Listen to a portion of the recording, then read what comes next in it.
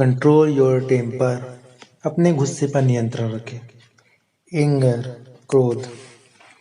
There once was a little boy who had a very bad temper. एक बार एक छोटा लड़का था जिसका मिजाज बहुत खराब था।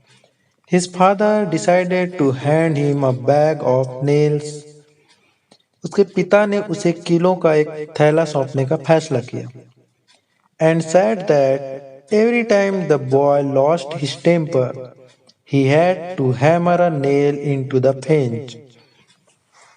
और कहा कि हर बार जब लड़का अपना आपा खो देता है तो उसे बाड़ में एक कील ठोकनी पड़ती है। On the first day, the boy hammered 37 nails into the fence। पहले दिन लड़के ने उस बाड़ में 37 कील ठोक दी।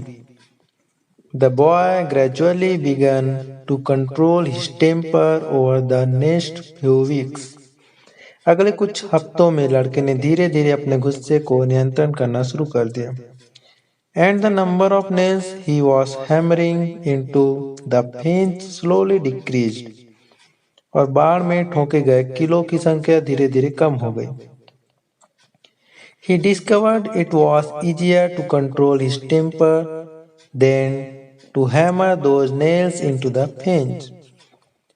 उन्होंने पाया कि उन कीलों को बाढ़ में ठोकने की तुलना में अपने गुस्से को नियंत्रित करना आसान था। Finally, the day came when the boy didn't lose his temper at all।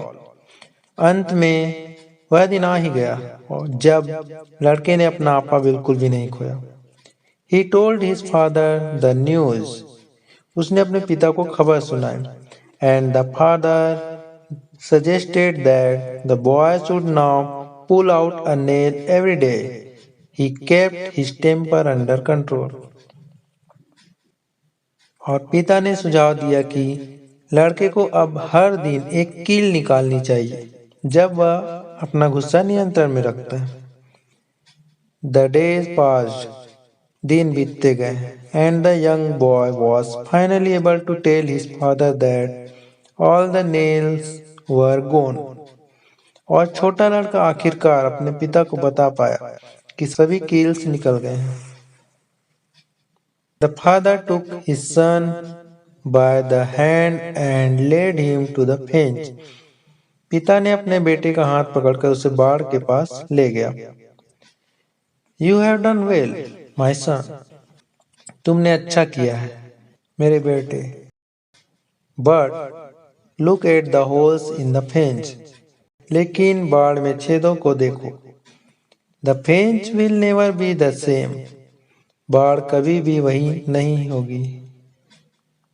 When you say things in anger। जब आप गुस्से में कुछ कहते हैं। They leave a scar just like this one। तो वे इस तरह एक निशान छोड़ जाते हैं। You can put a knife in a man and draw it out। आप एक आदमी में चाकू डाल सकते हैं और उसे बाहर निकाल सकते हैं। It will not matter how many times you say I am sorry। The wound is still there। इससे कोई फर्क नहीं पड़ता कि आप कितनी बार कहते हैं कि मुझे खेद है, घाव वहीं रहता है। मोरल ऑफ द स्टोरी, कहानी का नैतिक। Control your anger and don't say things to people in the heat of the moment. अपने गुस्से पर नियंत्रण रखें और इस समय लोगों से ऐसी बातें ना कहें that you may later regret, जिससे आपको बाद में पछताना पड़े। Some things in life you are unable to take back. जीवन में कुछ चीजें आप वापस नहीं ले सकते।